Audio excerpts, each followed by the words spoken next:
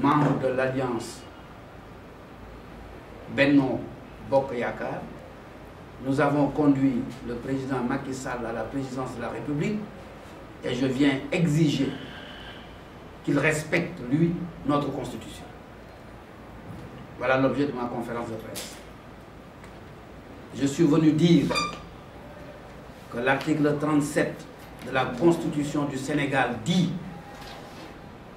que le président de la République prête serment devant le Conseil constitutionnel. Et le même article, le même 37, ajoute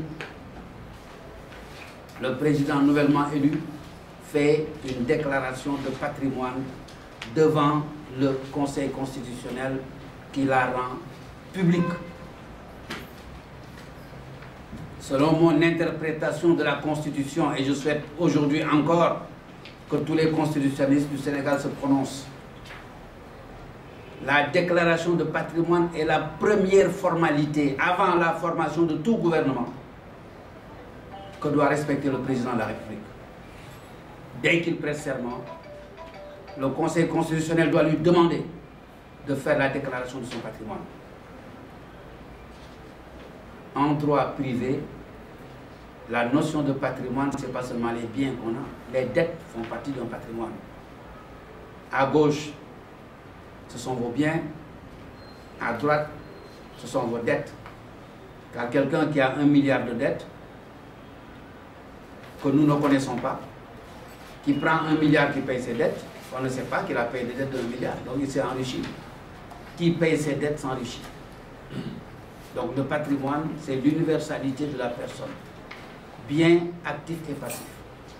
On ne peut pas permettre, dans notre Constitution, telle qu'elle le dit, qu'un ministre, un premier ministre, un président de la République signe des papiers qui engagent l'argent de l'État, et nous savons ce qu'on fait de l'argent de l'État, sans avoir au préalable déclaré son patrimoine.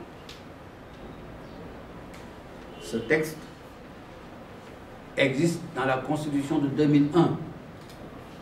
Abdoulaye Wade ne l'a jamais respecté.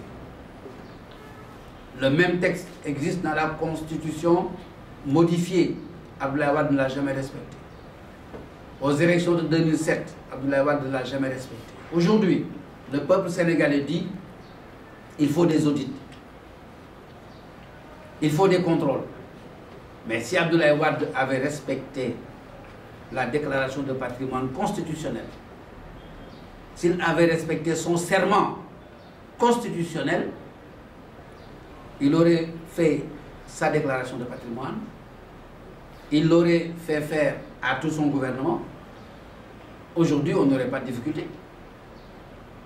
Car tout le monde sait que la plupart des personnes qui ont accompagné Abdoulaye Wade, aussi bien dans le gouvernement que dans le Parlement, étaient des chômeurs avant son arrivée au pouvoir. C'est clair.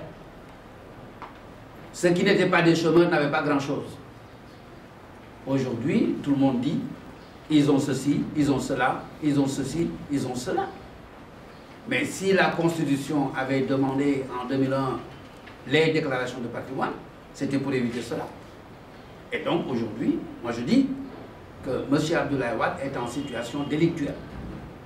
Parce qu'il a violé son serment, parce qu'il a violé les obligations constitutionnelles relatives au patrimoine, aujourd'hui, il est en situation pour pouvoir être poursuivi devant les cours et tribunaux pour avoir mal géré et permis la mauvaise gestion des biens de notre pays.